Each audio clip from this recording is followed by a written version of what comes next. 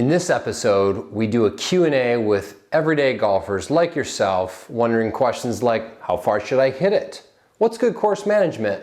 We're gonna dig in coming up.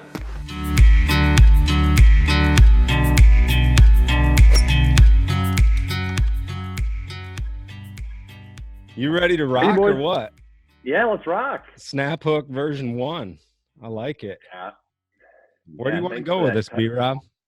I think I'm just kind of I'm gonna voyeuristically just listen and watch you guys interact over the topic of golf. Yeah, I actually do have some topics, guys. Shocker. Yeah. What you got? All right. So Ryan actually thinking that doesn't happen very often. For starters, good to see your faces. You too. So on the topic of golf, couple thoughts. PGA Tour to kick us off. Is it a good idea for the PGA Tour to have canceled tournaments at this time of COVID-19? Do you think they made a good decision to do that? I know we're all missing. This would have been Masters Week this weekend? Yeah. Which that's a tough. It's Masters weekend, but it's also my birthday. I think you meant to say it was my birthday. When? This weekend. Yeah, Masters weekend. The greatest day ever is Sunday of Masters, and I've been depressed for a while. Yeah, you're 32 this year. 33 and a half. 33 and a half. Oh boy, doing half birthdays now. Yeah, that's a good question, Brian. But I think that it will.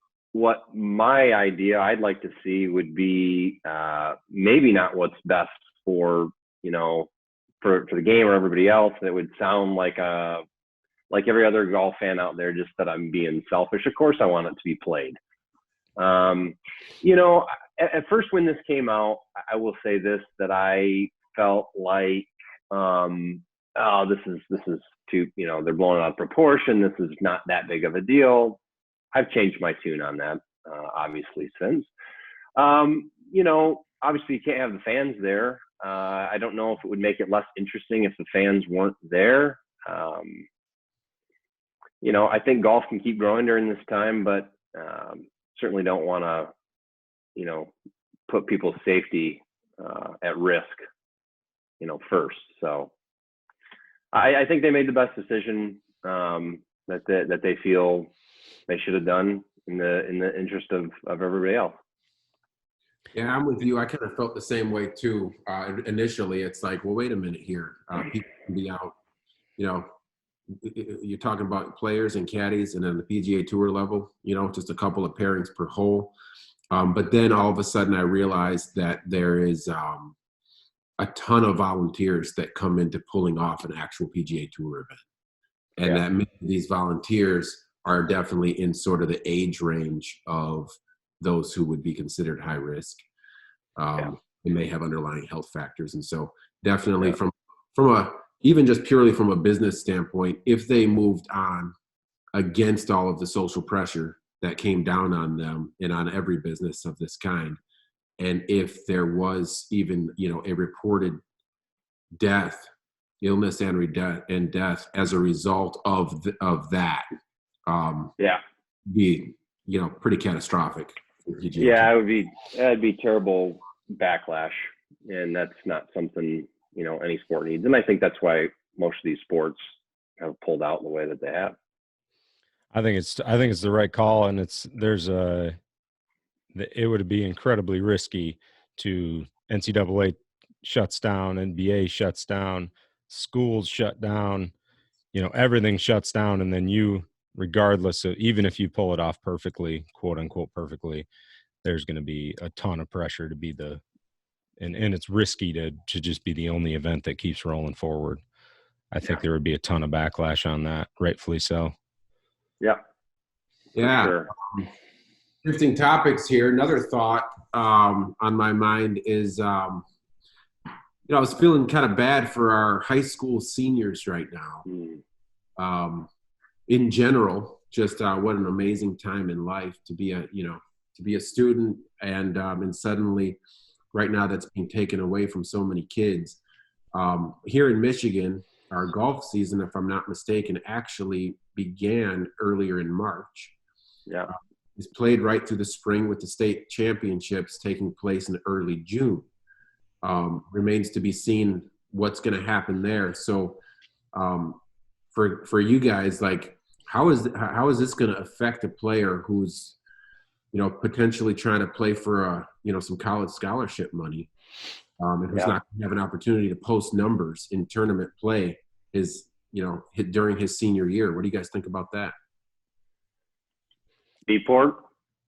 I think I think my maturity level and what I identified as, and at a senior in college specifically, and senior in high school, is it would have devastated me for them to shut it down.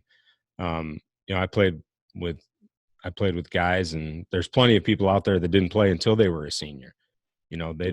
They worked their whole way up until that last year and put a ton of work in, and it would have devastated me to shut that down with any sport. I think golf is a little bit easier because there's ways to individually go out and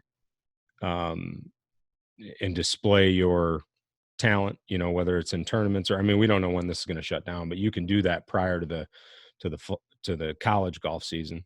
As a team sport, you're a baseball player or, some of the other spring sports, you basically lose this year.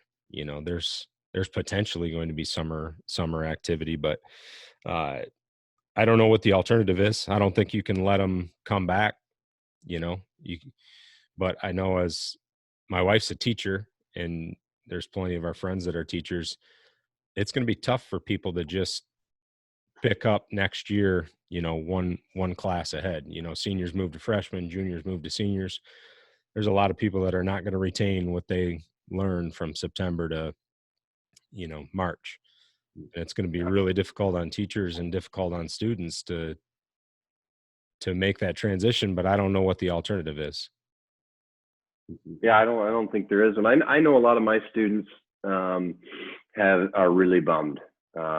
Golf students who are seniors this year. Some of them have already college scholarships, but some of them, like you said before, they were kind of teetering on that, and they were expecting to have a good showing their senior year as what might push them over the edge, to show that college coach, I'm right for your team. I thought it wasn't it Steph Curry that had a good NCAA tournament at Davidson? Oh, yeah. He averaged like 30 points. Yeah, and I think that got him a ton of attention. And so I was even thinking about college players, not necessarily in golf, but in other sports that we're looking forward to, that kind of a story going. Yeah, John Morant had the same thing last year. Mm-hmm. Good point. Yeah. Well, yeah, the NCAA tournament for hoops is like major showcase. Yeah, especially for those guys who maybe weren't a 5-star recruit coming out of high school and haven't been showcased on nationally televised games throughout the season. Suddenly, it's like, yeah, Steph Curry, small school like Davidson, phenomenal talent, but certainly undersized, under-athleticized. Yeah. And came out in the NCAA tournament and just blew up the country. So, yeah. I got a question for you, B-Rob, and then Cam. B-Rob, go first. What's the difference between a 5 or a 6 handicap and a scratch golfer? Yeah, that's for me first. Yep. Well, all right. So I've got I got 2 answers. The first answer is going to be what I think. This is the answer that the better players give. Okay, so I already know what Cam's going to say. This is what they all say. They all say the same thing. They say it's short game. It's short game. It's inside 100 yards, and then even the pinnacle of short game is putting. There's plenty of 5s that have a really good short game that makes them a 5. Yeah, that ain't me. But yeah, I mean, okay. So yeah, so I this is my answer though. So again, I think that The answer that's going to be given by most of the elite scratch level players is going to be short game is the distinction. For me personally, I think it's getting the ball in the fairway off the tee. I lose strokes off the tee. And so I sort of started to notice the correlation. If I'm in the fairway, my odds of even making a par or better are dramatically up. Even just having the ball in play, but in the rough, my odds go down big time. So that's my take. I think it's a good take, and I think that you're right that most really good instructors are going to tell you that short game, inside 100 yards. It's absolutely right. I will add to that, however, that there's a mental component and believing that you can do it. So, for instance, I coached college golf for 3 years. I would line these guys up on the range, right? And I watch, if you took anybody, any 5 or 6 handicap and let them walk by and watch these guys swing, go, oh my goodness, they're all scratch golfers, right? Well, I saw that wasn't the case, right? Wasn't their swing, but it was literally them thinking and believing that they knew they could do it. So I have a lot of students that fall into that category. They're maybe 6 to 10 handicaps. They could be way better if they thought differently. So let me give you an example. Probably 10 years ago is when I really started getting into more golf psychology, reading a lot more, a lot of different sports psychologists. Dr. Bob Rotella was one of my favorites, still is. And it was at that point that, and I'm just using myself as an example for a minute, that really helped me go to another level. When I started thinking about golf in a different way, and I won't bore you with all the different things about what he talks about, but I will say one thing that always sticks out to me is that he's quoted as saying this, is that you want to have a cocky swing, hold on, let me think about that. He says, no, you want to have a conservative strategy with a cocky swing.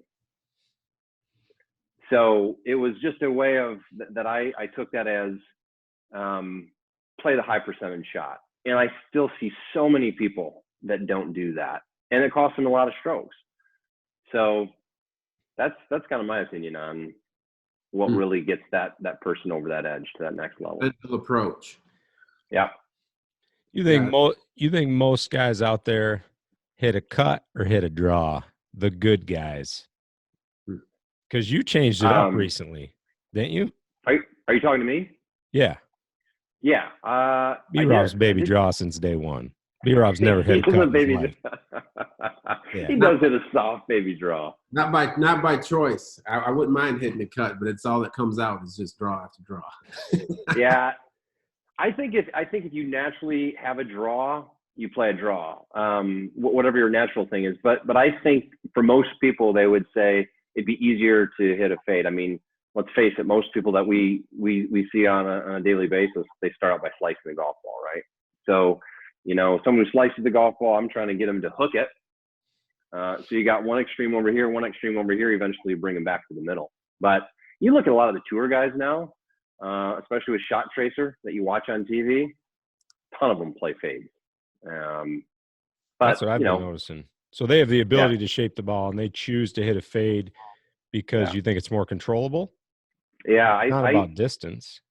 Well, no, but I think with today's equipment and technology, with the golf ball, with the drivers, that you can still get as much distance out of a fade. And I'm not talking about a slice. I'm talking about a fade that you can still hit the golf ball a long way. So I know for me that when I'm able to, play a cut, I feel like I can go after it harder. I'm going to create more swing speed. I'm going to hit the ball further. Not as far as you, Port, but not everybody can have muscle. I learned my lesson in 2011. I'll never forget. Listen, from a course management and strategy point of view, golf courses are not designed to be played from the left. There's a reason why Ben Hogan had to get that hook out of his swing. There's a reason why Tiger Woods changed from playing a draw to playing a fade. And that's because the people who play a fade effectively ultimately score better. Again, at that level, which I know very little about. So this is what I hear, what I understand. But Yes, you Yeah. can't, like, there is death on the left side of golf courses, and it's the way that courses are typically laid out and the way that holes are shaped. And so that's my understanding. Yeah. Lee Trevino, I think, was quoted as saying you can talk to a fade, but a hook isn't going to listen. So, and that goes to your point earlier, Brian, of what you're talking about with the driver, how important that club is. Ben Hogan thought that was the most important club in the bag. Yeah. So, and it, I mean, I don't know if I'd go that far, but it's up there, because you can't score unless you can keep the ball in play. So even if that means someone has to sacrifice 20 yards to keep the ball in play, and I'm not talking about the fairway every time, but to keep it in play, extremely important. Yeah. So I got a question for you, Cam. Yeah. On the topic of sort of game improvement, I got a couple thoughts, but the first question I got for you is, how big of a role does fitness play in distance, or is contact still king? That's a really good question. I think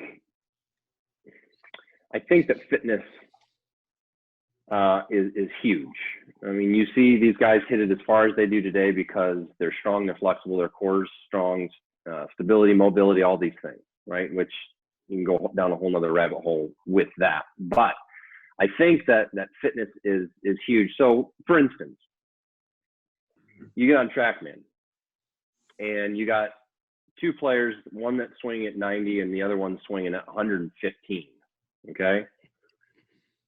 The person that's swinging at 115 has a greater chance of hitting the ball further. Now, let's back up a second. You take two players that are swinging at 90. Obviously, the one who has better angles and better contact is going to hit it way further. So I tell people that clubhead speed is potential energy. It's potential energy. You have the ability to potentially hit it further. But I've also seen people that can swing at, 110 to 115. They can't hit it that far because they're hitting their attack angles down 4 degrees. They're hitting it on top of the face. Contact's not good. They're spinning it off the planet. So it's a tough question. I think you kind of got to look at it as fitness creates the ability to potentially create more clubhead speed, which is important to hit the ball far. But for most average golfers, if they focused more on contact, they'd do better. Because most people that I know aren't going to just all of a sudden become super fit in a golf sense, in 6 months. Does that make sense? It does. I mean, I think you're the poster boy for contact in all my experience. with playing, I mean, that was passive aggressive, B-Rob. It was. Anything but. I mean, look at you. You're someone who's in reasonably good, physical fitness. Reasonably? Oh my goodness. Let's be realistic. My God, come on. Oh, that was so good. Yeah, so he's seen me eat Doritos. Okay. I mean, yeah. So like you're strong, but I've never known you to be someone who's like a gym rat in terms, like, hey, I'm really working on my fitness, and so. And yet that ball comes out of the center of the club at an alarming consistency. And it just jumps off your club. And so it feels to me like I would guess. So, I mean, this is getting kind of geeky and technical. So I'm curious to know when you see your own numbers in a TrackMan on a driver, okay? Yeah. I would guess that your smash factor is routinely like 1.48. If not, I mean, like I would be surprised if you don't see 1.5 regularly. Tell me, is that accurate or not? Well, now you just feel like you're making me, brag or something. Brag. Yeah, brag? 148 to 150 is pretty accurate, I would say, with the driver. So just put that into perspective here for anyone else who might be, just bring people in. So theoretically, the idea with TrackMan is smash factor measures the quality of contact. So you're talking about squareness of club face along with attack angle. Yeah. Correct me on that if I'm wrong, but the idea is that 1.5 is like the theoretical best it's going to get. So when you talk 1.48 to 1.5, you are basically puring it.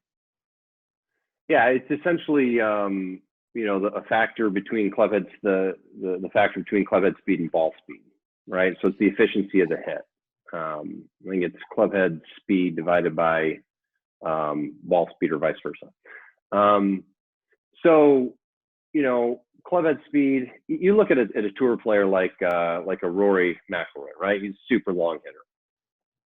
Most people don't realize how fast he can swing a golf club. He can swing that golf club at over 120 miles per hour.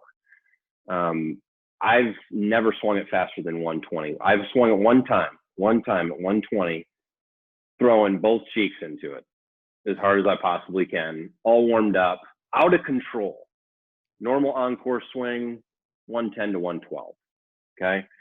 So you look at somebody like Rory, who can swing it at 125 miles an hour and gets that smash factor 1.5, you're talking about ball speeds that are, surpassing 180.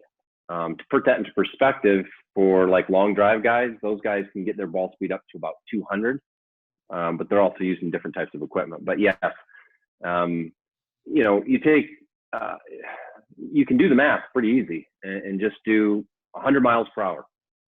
I've seen a lot of people that can swing at about 100 miles an hour. That 1.5 smash factor that you're talking about, right? It's about 150 mile per hour ball speed. So that, along with proper spin rates and launch angles, is what's going to create that longest maximum carry and total distance that you can get. So you recently had the West Michigan Golf Show here in Grand Rapids. Yeah. And you did a nice interview with Nick Carlson. Yeah. Which you've actually put on your YouTube channel, if I'm not mistaken, right? Yeah. All right. Yeah. So anybody who might listen to this, go to Jeff's YouTube channel, check that out. We'll put it in the show notes. There it is. I thought there was some neat stuff that kind of came out of that, especially Nick kind of talking about, I enjoyed like his, learning the game, childhood, his practice, that kind of thing was interesting to me. But take someone like that. Now, he's not a big guy, but he's someone who is very concentrated on his physical fitness right now. And who also has, obviously, so Nick is a U of M graduate and a fine player. So obviously has a great golf swing. What did you see? What do you see with Nick as far as swing speed, smash factor? How, I don't know if you can share that with us, but I'd be curious. Yeah, his club head speed would be routinely between like 113 and 116. Okay. So that's moving it. To put that into perspective, the average on the PGA Tour is 112. Maybe it's 113. So it's fast. And you're right, he's not a big guy. I mean, he's maybe 5'7", 5 on a good day. So like a Rory, actually. Yeah, he's not a big guy, but he puts a lot of torque into it. Yeah, Rory. Rory's maybe 5'11". No, I think he's like 5'9". Really? I'm gonna have to look that one up. Yeah. Keep rolling. But but Nick is, for his size, pound for pound, he moves it big time. So he hit one. I will say this: he hit one on TrackMan. I saw him, and this was him trying to go after. I think he swung at like 118. He hit like 330. So right in Port's range. So It's crazy. Yeah. All I could think about was Blackport and his old Titleist driver. Still hitting it that far. So 905. Hey, I'm a driver. I'm a driver wedge that gets me to 330. All right, let's get down to some brass tacks here. Game improvement question. Do it. So a couple of years ago, I tried to look this up. I couldn't find it, so I have to you guys got to take my word for it. But the USGA, you might even remember this. USGA came out with some data, or maybe it was the RNA, but it was one of these official kind of governing bodies. They came out with some information that said that after you have played golf for, it was something like 2.5 years. Okay, there's a certain length of time that was defined. They basically said, "You're not going to get any better." Yeah, I know, devastating, right? Certainly not not what PGA of America wants to be selling. Yeah. But it wasn't obviously like a subjective piece to It's discourage. not what golf coaches want to be selling either. No, not so much. I think it was data driven, though. I think that was kind of the idea. Is that You're killing Cam on this podcast, B-Rob. Yeah. I love it. I love it. You got him twice now. yes, Yeah. So good. So it's like, I mean, is that like they're looking at data and they're like, Yeah. look, we're seeing these players handicaps are just not dropping after guys have played this game for a while. Yeah. Speak to that as someone who's been coaching for a long time. What's the scoop on game improvement for real? That is good. Well, that's a really good question. I haven't seen the data of exactly who maybe they interviewed and whatnot. Sometimes I get a little skeptical on that, of exactly how that data comes up with. But I would say this. I would definitely say that I see a lot of people that have been playing golf for a long time and they don't get a whole lot better. So the question is why? Like what? Yeah, like that guy. So I think the issue is not because they've been playing for so long, but it's how people go about practicing, right? So I think what is a problem in our industry, in the teaching industry, is we still have to keep getting better at helping people with feedback, and technology keeps getting better for that. But people aren't practicing with a purpose. I still see every day I'm up on that lesson tee and I just line them up, and you see people down there with the first club they pull out of their bag, driver, start wailing away at that thing, right? And they go through and they say, I got to hit a quota of golf balls. Well, I practiced today, right? Yeah, but what did you practice? What did you get better at? What were you working on?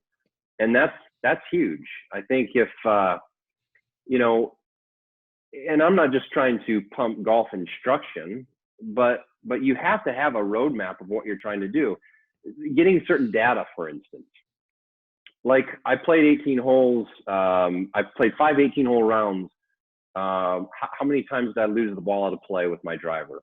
How many greens in regulation did I hit? How many putts per green in regulation did I hit? Finding strengths, finding weaknesses. What do I have to work on? People don't do that. They don't do that enough. I don't feel like they're disciplined enough to do that. The other thing that I've run into is that you see people, they say, well, I'm going to take some lessons, right? All right, so you go take some lessons, and and I certainly won't name any names. No, I'm just kidding. I won't name any names, but I'll get a student that'll take a lesson, and we have some very specific things that I've given them to work on, right? And then they come back 2 weeks later and said, okay, how'd your practice go? Yeah, I didn't really practice. Crickets. I mean, where do you go from there? So I think there's a number of different reasons why people don't get better. Those are just a couple different examples, but someone asked me this before, okay, and I thought this was a really good question. It was a very honest question. They said, do you think that you have to become a major student of the game, slightly obsessed with this game, to get really good at it? And I said, yeah, I do. I said, anybody that's really good, at some point in their life, they've probably been borderline an addict. So you do have to have the passion for it. There's no question. And that's not something obviously that you teach. Yeah. Let's do some rapid fire. I got a couple quick thoughts. First, the one on the fitness and the contact conversation. There's a big difference in terms of sustainability. So I'm talking about the tour versus the rest of us. In terms of fitness, there's a big difference between a guy rolling up to a club with a sixer, getting into the cart and playing 18 holes with his buddies, and a guy walking 10 miles 4 times every weekend and playing golf at a high level. You have to be in very good shape to pull that off, in my opinion. To walk those amount of miles, to play that amount of golf, nutritionally, just fitness wise, you got to have the game's got to be pretty tight. You know what I mean? In order to pull that off. The I got a couple rapid fire questions that I just want to get both of your guys' thoughts on. I got to think of what they were. What are some of the misconceptions you see that make you laugh about golf often? One of mine is because I laugh at myself, and I laugh at kind of, you know, our friends just in a healthy way. There's a really big difference of playing your own club, you know, your own golf club, whether it's a private club or a public course that you play all the time. There's a really big difference in what your handicap is at that course. Yeah. And then if you just get taken to any other course that you haven't played and they drop you on the blue tee box, there's a huge difference between those two. And I'm sure there's some sort of slope rating or handicap rating that factors that in, but I think there's a lot of people that wear it like a badge of honor, their handicap, their index. And there's got to be times, Cam, where you're just like, dude, you wouldn't break 90. You're a 5 and you wouldn't break 90 at half the courses that you haven't played in West Michigan. I mean, definitely. I'll be real quick with this, and then B-Rob, I want to hear yours. I think, you know, that's why they call it a universal index. And that's your handicap from your home course that you can plug into any course. And I think a lot of people probably aren't aware of that. There's a number of people that, along with that, think that they hit the ball way further than they do too. There's a lot of 300-yard drives that go 275. I've seen a bunch of those. I've seen a bunch of those.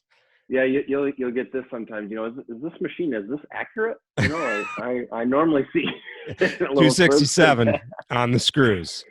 On the screws, yeah. I think it was Tiger Woods back in when they were playing the U.S. Open at Oakmont, and I can't remember. I think he said something like the average 10 handicap here wouldn't break 100 or something like that. It was something like that. I don't remember the exact number, but it was him kind of talking to that on that topic too. Wow. I remember reading an article some time ago, quite a while ago. Butch Harmon was in it, and he's like, you know, he gets asked all the time by parents, you know, basically, does, you know, little Johnny have what it takes, right, to be a pro? And he's like, you know, there is a monster difference between being scratch at your club and actually just being an amateur scratch player who can pick up and go from course to course, like you were saying, Kyle. So what Butch Harmon was saying is, he's like, to put into perspective, these guys who would be considered, you know, straight up amateur scratch at their home club on a reasonably regular basis, they're shooting in the mid 60s. Yeah. Sheesh. Yeah. You know, I think Bobby Jones was quoted as saying there's golf and then there's tournament golf, and that's a whole nother level too, you know, where people wonder sometimes, you know, do I have what it takes to get there? And like I said, if it's one thing to go out with your buddies and shoot a 68 at your home course that you know like the back of your hand, and then go to a longer, harder, much more difficult golf course with a higher slope and rating that you've never seen before, and play with a lot on the line.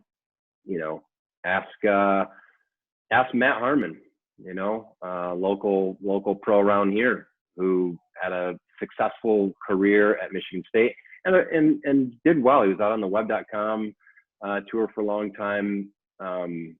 I've had some interesting conversations with Matt before, and he'll tell you the same thing. It's just, it's tough. So.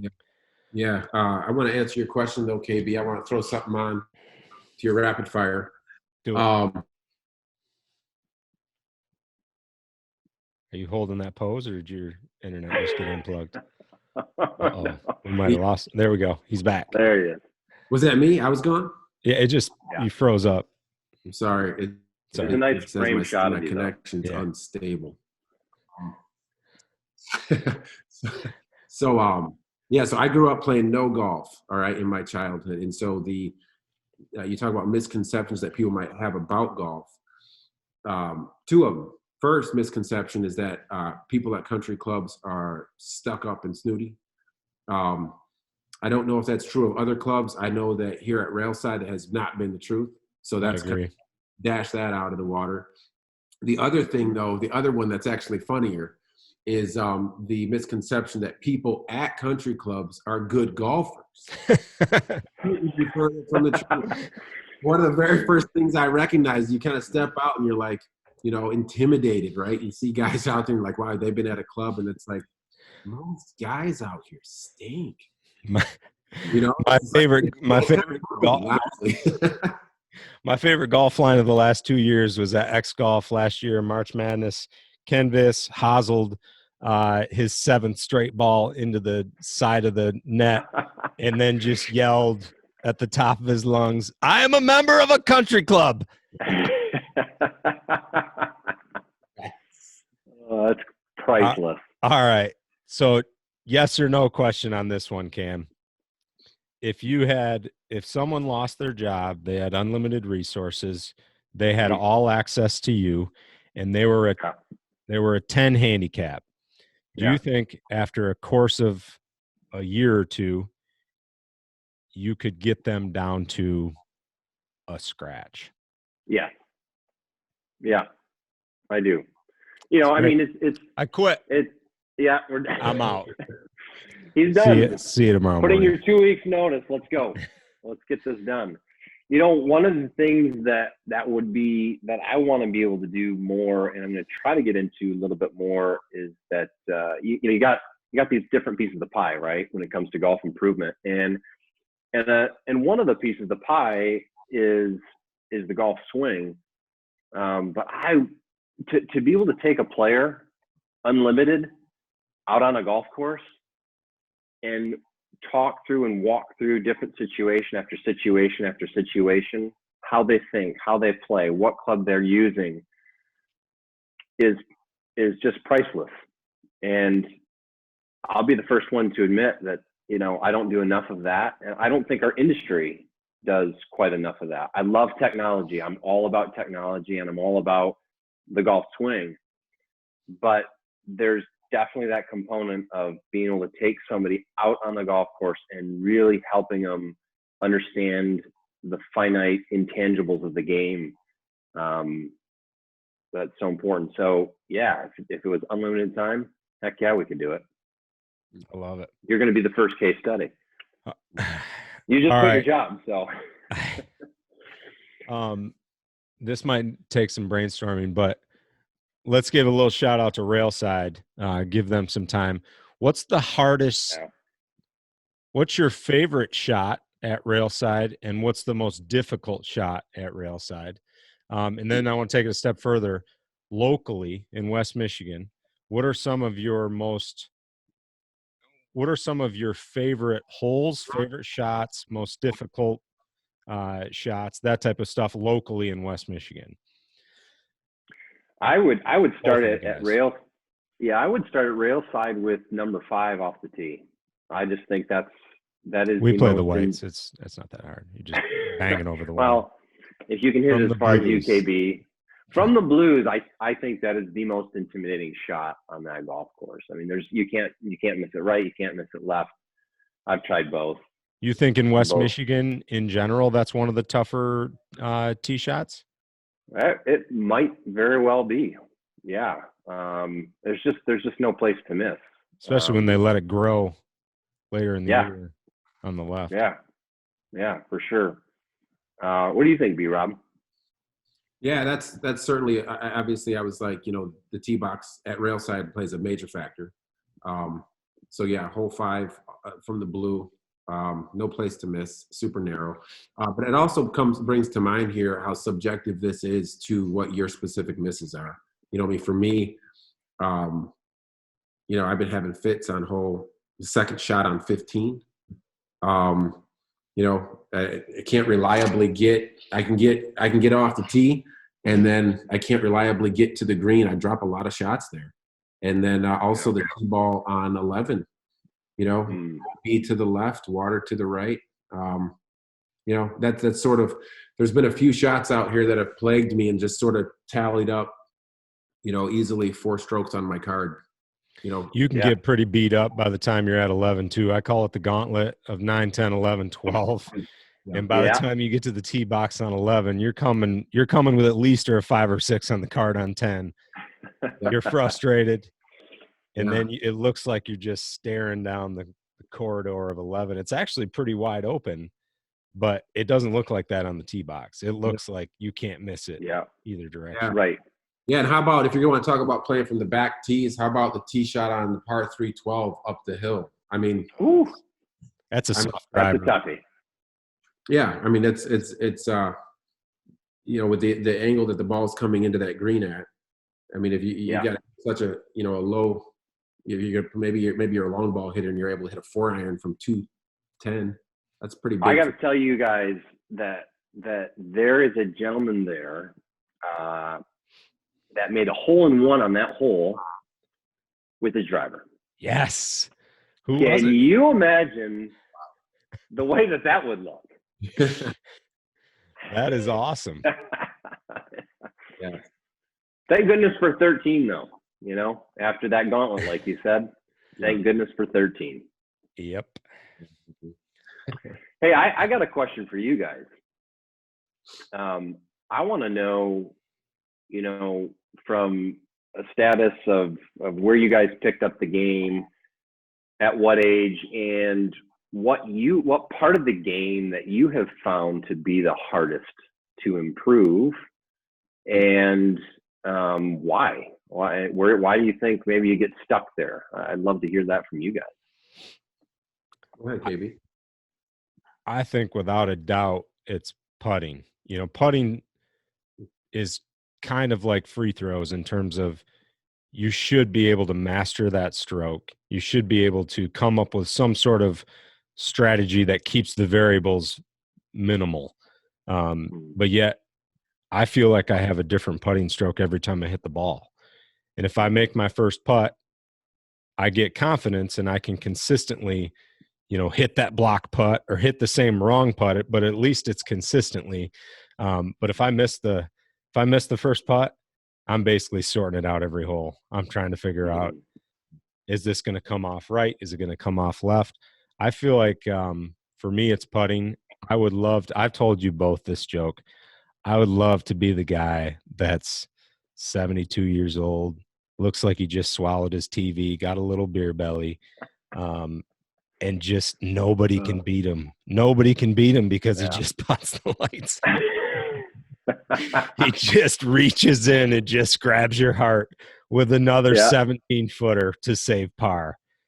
Yeah. And you two putted from 8 feet after striping it, and you had an 8-footer for birdie, and that's another push. I want to be that guy. I want to be that guy so bad. That's so true. That's here's a quick stat for you that might help you, KB, with your mental process of putting. What would you guess is the average make percentage for a PGA Tour player from 10 feet? There's a rapid fire for you. I would guess it's around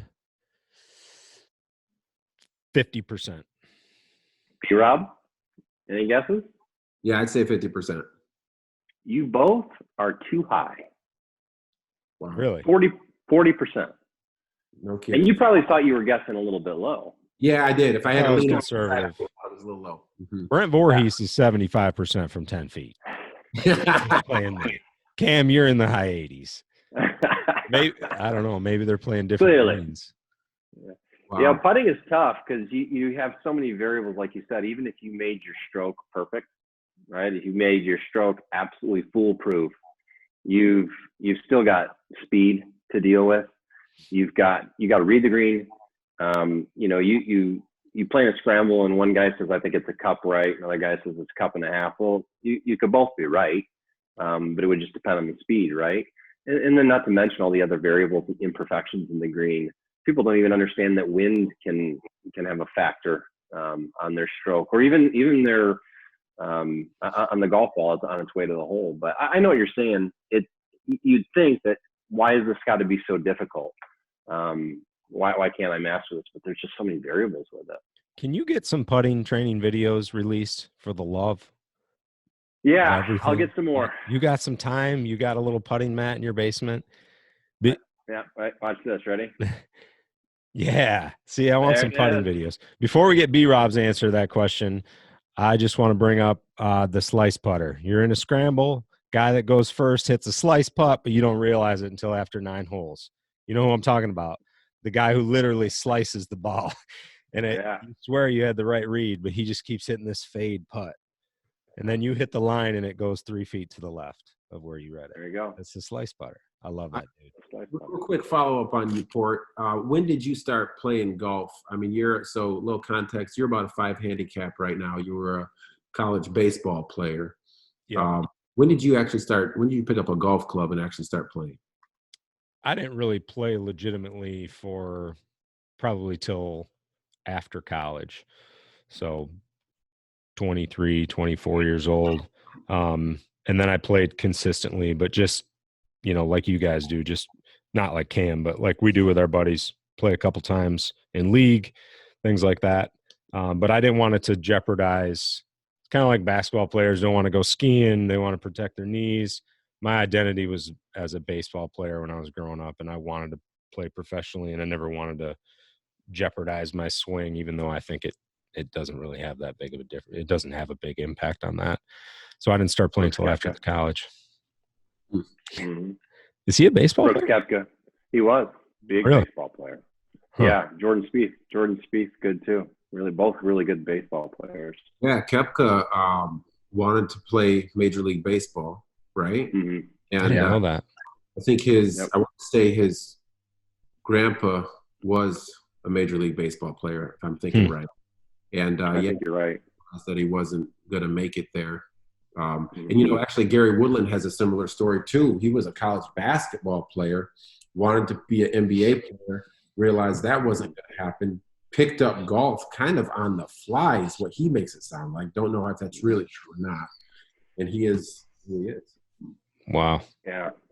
Yeah. How about you, B-Rod? What do you think is the hardest part for you that you've had a harder time improving on over the years? Because you're diligent you're a diligent practicer. Yeah, I love the game. I mean, for me, the game is more like a puzzle. The swing is part of the game. It's not just going out and playing. So I like all of it. It's kind of a stress reliever for me. I didn't start playing until after college. I literally didn't play growing up. Maybe on one hand, I could count the number of 9-hole rounds before college. Certainly didn't own any clubs. So yeah, kind of sometime I'd say like late 20s, start getting interested in the game. And as far as what I struggle with, I think that's the most frustrating thing about golf for me is that there are a couple things that I have going on in my swing that I just can't seem to get out of there. I can't seem to correct them. And it's a really frustrating part of golf. I applaud anybody who quits this game. I really do. No joke. I will buy you a drink if you're willing to quit the game of golf. that goes out there to the world. And I've only known that one person. I know one person who did it, walked away. It was my brother, and his clubs are still in my basement. And now he lives in Seattle. I absolutely love him for it. It's because this game is sometimes it is a wonderful game, and sometimes it is nothing less than a disease. And so it's just like why can't I do this? I know what I'm trying to do, and then physically the body or the mind does something different. I think I think a lot of that comes back to I don't think that I can't conceptualize what needs to happen. I think what happens is I have the wrong ideas in my mind of what needs to happen or how the body needs to go about doing something. And until I can understand until I can understand what the right task is, the club is going to keep doing the same wrong things.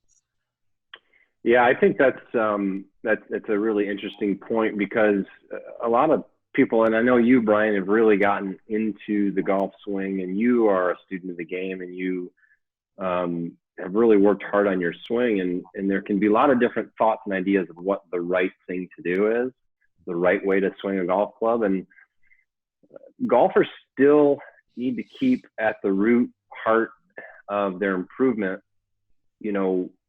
what the ball is doing. right? What is their weaknesses? What is their miss? What is their miss? And if you can start to control and get better at your miss, whether it's a hook, slice, whatever, there's a lot of different ways to do it in this game. There's a lot of different ways to swing the golf club, and you got to keep that in the back of your mind as you're still on the process and the journey of trying to improve. Yeah. So I think I've never found, what is that legend of Bagger Vance, that line, what is it? Your one true swing. Don't they use that? Didn't they use that line? Yeah. Something like that. Don't think I've necessarily found mine. So, but I totally agree with you that there's a lot of different ways to skin this cat. And I think, if you kind of find your thing that you can repeat consistently and make good contact, but I'm kind of in search of that still. Yeah, we all are. I would say this is my cliche. I've made this my cliche, is that golf has no finish line. It just has no finish line. Now, I don't know if I'm the first one to say that, but I'd like to think that I am. I like it. But yeah, you just don't ever get there. The journey just never ends. And never one round that you play, you're like, yeah, couldn't have done any better. That was perfect. Doesn't exist. Well, this has been awesome. We're going to try to keep it to like 40 minutes. We've gone a little over that. If the spirit moves us, we can do this again. I've really enjoyed this. Today was my pop's birthday, so I try to do something different each time, cool. and this was fun. I enjoyed hanging out with you guys. Who knows if we'll chop it up and throw some of it out there, but I'm excited to keep talking about this, whether we record it or not. Yeah. I can't wait to become a scratch. I just got to tell Tonsky that it's game over. I'm shut down at work, and see you in, I don't know, April of 2021. Yeah. I love it. This has been a lot of fun. I love hearing from both you guys, because I know that you both have been students of the game, have a passion for the game, want to get better, love golf, and it's fun to listen to your different ideas of how to get better, and I just love having these talks. Just a lot of fun. Yeah. Thanks, Port. Thanks, Port. Drano. Yeah, buddy.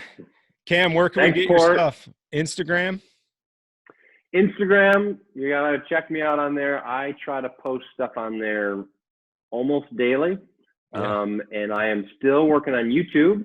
I'm getting some more stuff out there as well. So I'd like to pick up the pace on that a little bit too, but I got some videos coming out on YouTube. It's at Caminiti Golf.